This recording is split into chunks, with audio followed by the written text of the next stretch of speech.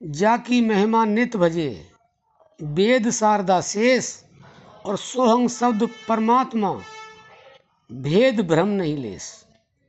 एक एक शब्द जो है मोतियों की तरह से पिरोया है इसमें। अगर आपने समझ लिया तो आपका कल्याण निश्चित है, और नहीं तो सुनते हैं ये कान से दूसरे से निकाल देते हैं प्रेमी भक्तों, इससे कुछ नहीं होने वाला है। तो ये परमात्मा क्या है? सोहंग ब्रह्म या शब्द ही परमात्मा है। हमने अपने हेडिंग में लिखा है कि परमात्मा क्या है, केवल ये समझ लें सोहंग शब्द ब्रह्म ही परमात्मा है। आपको जल्दी से इस तरह से सुनने को मिलेगा नहीं, जल्दी से मिलेगा लेकिन जल्दी से नहीं मिलेगा। एक एक शब्द पर ध्यान दे करके सुनना और अपने जीवन में उतार लेना। बार बार आपसे ये कहा जा रहा है, आगे की लाइन सुने आप। जो शब्द ब्रह्म को सुरत लगाए टटोले, वो सोहंग सोहंग सोहंग बोले। ये हम ज़्यादा खुल करके नहीं बता सकते क्योंकि ये अंदर का विषय है। इसको ऊपर से बताया जा रहा है और समझ करके आपने अपने अंदर उतरना है। चढ़ पवन पे तीनों लोक में हंसा डोले, और छओं चक्र को बेधे दसम द्वार को खोले। इस देश में हंसा परम हंस बन जावे, फिर उसको पूर्ण ब्रह्म साफ दिखलावे। परमात्मा से कैसे मिले, परमात्मा को कैसे प्राप्त करें, ये हमने हेडिंग में लिखा है। आप इस चीज़ को इस तरह से समझ लें। बार बार समझाने के लिए आपको लोग मिलेंगे नहीं। समझाने का प्रयास हम करते हैं लेकिन आप समझते नहीं। और माता जी इतना प्रयास कर रही हैं कि 24 घंटे केवल और केवल आपको समझाने का प्रयास ही करती हैं। खाना पीना सोना उठना बैठना केवल उनका एक ही अंतिम और सबसे मूल उद्देश्य है कि मैं ज़्यादा से ज़्यादा अपने देशवासियों को और जितने भी इस संसार में लोग हैं पूरे विश्व को मैं जागृत करूं। ये उनका प्रयास है, केवल इसीलिए वो वीडियो बनाती हैं, वरना उनके पास किसी चीज़ की कोई कमी नहीं है। उनके पास सब कुछ भगवान ने दिया है, लेकिन उनको उनके गुरु ने ये भी दिया है कि जो नानक जी ने कहा है कि आप जपे औरों को जपाए, नानक निश्चय मुक्ति पाए। तो वो दोहा उनके अंदर बैठ गया है, इसलिए वो बार बार रात दिन प्रयास कर रही हैं। बाकी आपकी मर्जी है, आप समझें या ना समझें। उन्होंने किसी से नहीं कहा कि मुझे कोई गुरु माने। कोई मानता तो ठीक है, ना माने तो ठीक है। ना वो किसी से पैसा मांगते हैं, ना वो किसी के पास जाते हैं, लोग मिलना चाहते हैं, बुलाना चाहते हैं, नहीं।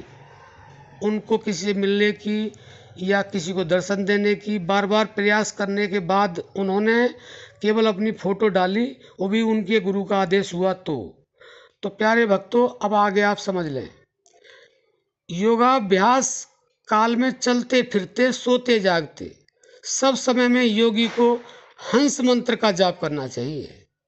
इससे योगी सिद्धि को शीघ्र प्राप्त हो जाता है। लोग कहते हैं कि हमें सिद्धि चाहिए, इससे सिद्धि भी मिलती है, लेकिन इसके आगे और क्या मिलता है वो भी ध्यान से सुने आप।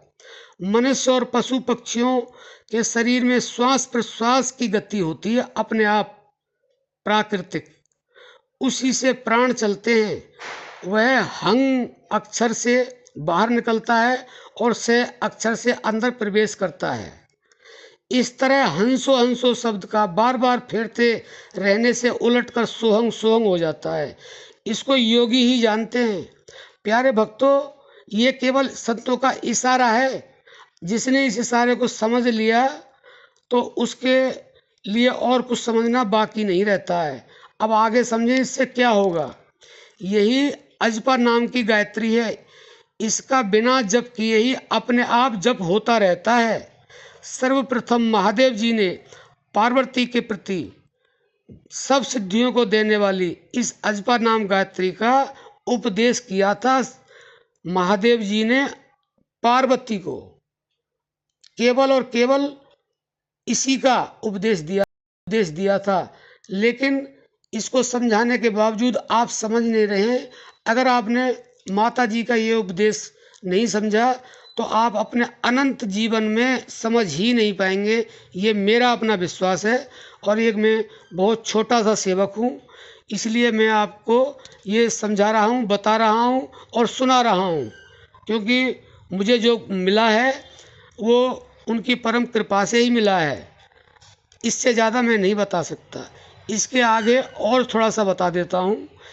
इस अजपा गायत्री का नित्य चिंतन करने से योगी जन्म जन्मांतर के सभी पाप नष्ट हो जाते हैं। जैसे अग्नि लगने से घास के बोझ जलकर राख हो जाते हैं, वैसे ही नाम जप से सभी पाप भस्म हो जाते हैं। जब अजपा का बहुत अभ्यास बढ़ जाता है तो मन के अंदर ही लीन हो जाता है। मन के लीन होने पर प्राण की गति भी क्षीण हो जाती है और तभी योग निद्रा आ जाती है। और जब प्राण की गति क्षीण होती है और योग निद्रा आ जाती है तो परमात्मा का साक्षात्कार होता है, जैसा भक्त के भाव के अंदर होता है। निसंदेह, इसमें कोई संदेह नहीं है। तो ज़्यादा न समझा करके आपको समझ आ गया होगा। अगर आपको नहीं समझ आया तो फिर आपको समझ आएगा भी नहीं। तो प्यारे भक्तों, हम अपनी वाणी को विराम देते हैं। आज के लिए सिर्फ इतना ही। जय सिया राम।